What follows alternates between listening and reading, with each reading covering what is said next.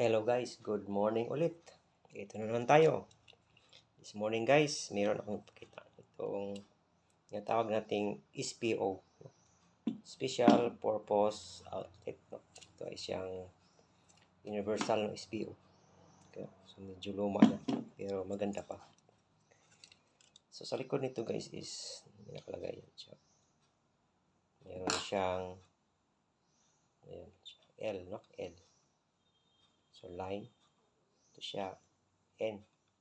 So, neutral. Tsaka ito, yan ang symbol ng ground. Ito. Ibig sabihin, itong butas na to, ground. Ito, neutral. Tsaka ito, line. Paano ba guys? Pag line to line yung linya sa kuryente nyo, sabihin dito may lagay sa line. Line to line man siya. Ito lagay sa line, saka sa neutral.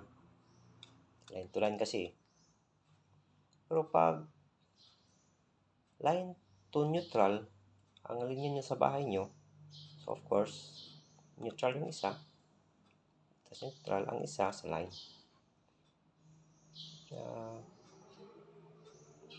Pag line to line kasi,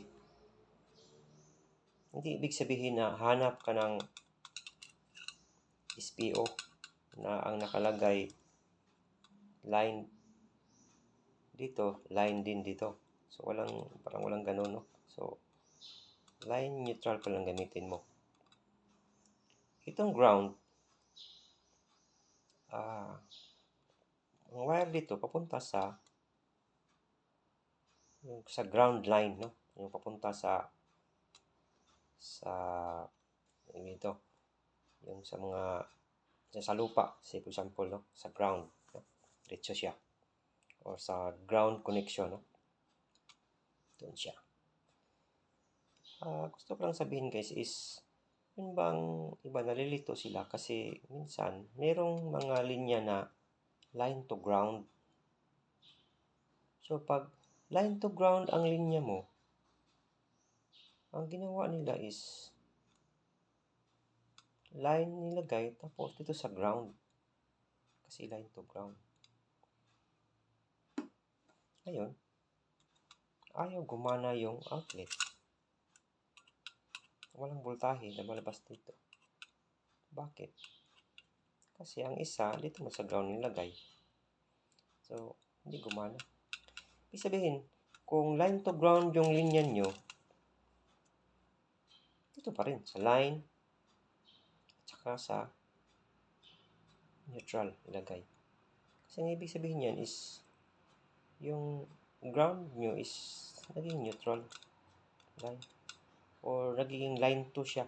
No? Yun ang line 1 dito, saka yung line 2 mo is yung ground. No? So, comment lang guys kung mali ako. Pero, kadalasan kasi, nalilito siya. Kung line to ground yung linya nila, dito na nilagay sa ground. Kasi line to ground nga. Pero, hindi gumagana yung outlet.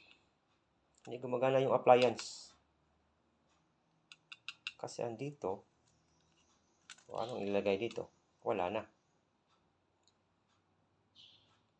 So, comment guys. Comment kung sa palagay nyo ano bang tama. Thank you guys.